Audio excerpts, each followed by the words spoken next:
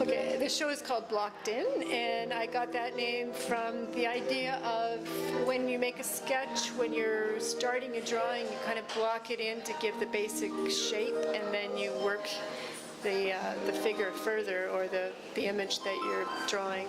And so with these pieces, I'm doing that. I'm sketching in the figure, but also there's that visual aspect of the blocks that are coming together to create one unit. So that's the reason for the title Blocked In. I'm playing with the drawing to three-dimensional, sort of that sort of the shifting from drawing to the three-dimensional form. So I'm kind of playing with those planes in a way. So as I have the drawing here, and then there's a bit of relief, and then I go totally into the three-dimensional form. So, and then the aspect of different components of the figure, I'm kind of playing with that too.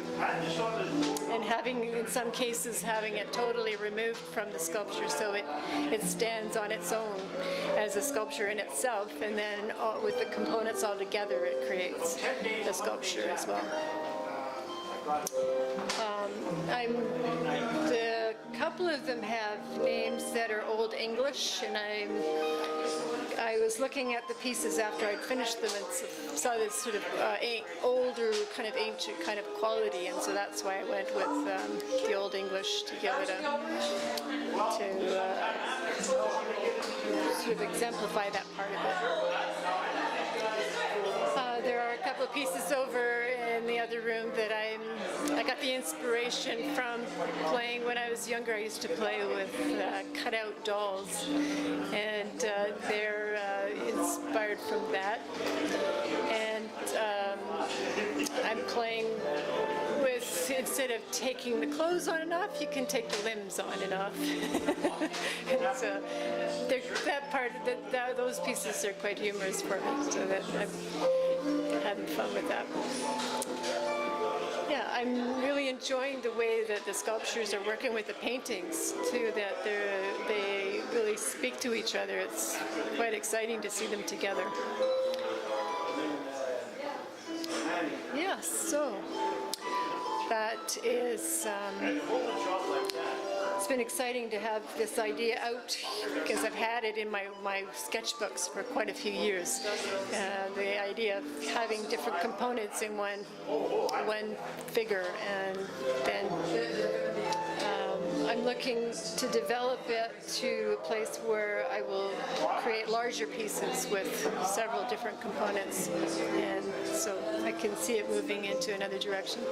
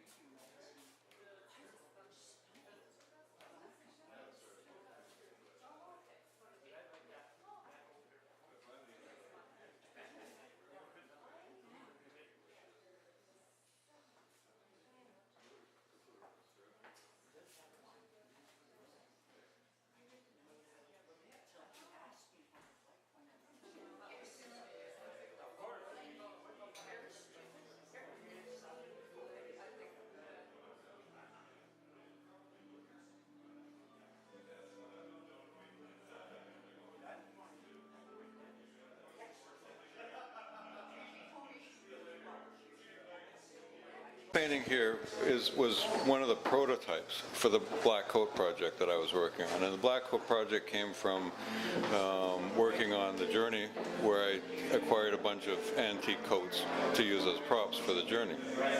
And but having moved back from Spain to Regina, I had no models, so I had to figure out how to deal with populating my pictures. So this is the result of my first trip to New York to actually work with models. I advertised. I hired 3 models on that trip, and I worked for a week. And we did sort of a vintage theme. I hired a stylist, and we worked together. And the whole purpose of that was to figure out if I could actually do a remote shoot to solve the problem of not having bodies to work with. So the paintings that are in the front of the gallery are the actual black coat paintings that were made from just the sensory feeling of this big, heavy black coat, and how interesting it felt when I put it on the shoulders of a model. And I thought, can you make a whole project out of this? And after a while I thought, well, probably not, but let's try, right? But we got to have, I have to have people wear the coat. So the next step that I made was I went full out. I had done this, and I'd figured out where I could work in New York and how I could, what the channels I could use to gain access to models. And so I advertised, and I got about 300 applications to work on to model for me at $25 an hour. It's impossible. I thought, well, nobody's going to answer, work for that. So what I did is I interviewed, I shortlisted it down to 35 that I interviewed when I was there, and selected 15 of them to start the Black Coat project. And then after that, the next summer, last summer, I repeated that again. And one of the reasons that I could do this is because my closest friend lives in New York in the West Village, and he and his wife go to Maine for the summer.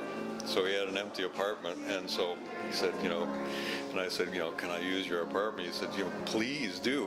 We'd love someone to be in there while we're away, So I got to, live in the West Village and go to work every day and work with these fabulous women, and just spend all day. I worked with a makeup artist, and we shot all stock photographs. That's not the right way to put it, but it was a set piece. All the poses were exactly the same, although each woman would interpret the pose differently. And there was 5 different poses. All of them wore the black coat and the same pair of black shoes. I had purchased one entire style of shoe from size 7.5 to 10. So they were all identical. And the whole concept at that point was using that as the uniform to distinguish each type of beauty. So in other words, make everything the same except change the woman, and make so that all the paintings would be completely different. And that was the experiment that I was trying to do. But underneath that, in getting to know a lot of these women, and also having known and worked with so many women for my entire life, what got under my skin is when we talked and I got to know them, as I found that so many of them had been victims of domestic violence. And so suddenly, and one of them really opened up to me. I mean, she told me the whole story of her life, and we got really close, and it was like, then I understood what that was. I understood, the terror that these women live under. And I said, that's what the black coat is going to be. And the reason is because when I asked every woman that wore the black coat, I asked her, said, well, describe what you feel. And they would say things like, it feels warm, and it's very heavy, it's an old Persian lamb.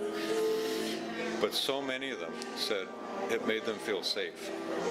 And I thought, okay, now we got to make this merge into one thing, and this is what the Black Coat Project is all about. Now, it's about sourcing celebrities. Now, part of it is about sourcing celebrities. I'm working with a project manager in Los Angeles to wear the black coat and use the proceeds and the publicity to give back to the foundations that are fighting domestic violence. So that's my passion for the Black Coat Project. From here on now, it's become something real and tangible, and I've made enough paintings the way they are now the next thing step is to go and now build a narrative around it and evolve the paintings and put more symbolism in it so that it really speaks to the issue of domestic violence and beauty. You know. So that's more or less the story of how one little painting becomes, you know, dozens and dozens and dozens of paintings. A little idea, you know, does it work? And for a long time, I didn't think it would. I just thought, well, you know, it's not got enough range. It's just a coat. But for me, it's just taken on an entirely different meaning now, and I'm absolutely dedicated to this now. And to do something, you know, you know, I mean, it's important to make a contribution as an artist by making art and making the best art that you can make. It is for everybody, for musicians, for dancers, for actors. But I think that this is more of a tangible, you know, hands-on contribution to, you know, to try to make art do something, you know, or to use it in a different way than just to express, you know, my anger or my disgust with an issue or an idea, or, you know. And my work has always been very political, although I've taken a neutral position in that politics as much as I can, to be as open-minded about, you know, all sides of an issue, but to express it so that people can connect with a painting and make their own decisions about, you know, what's good and what's not, and what's good and what's evil, and all that kind of thing. But this is the first time I really, you know, said, okay, we're going to actually turn this into, you know, an event and physically, you know, make a contribution with the art, and I hope it works.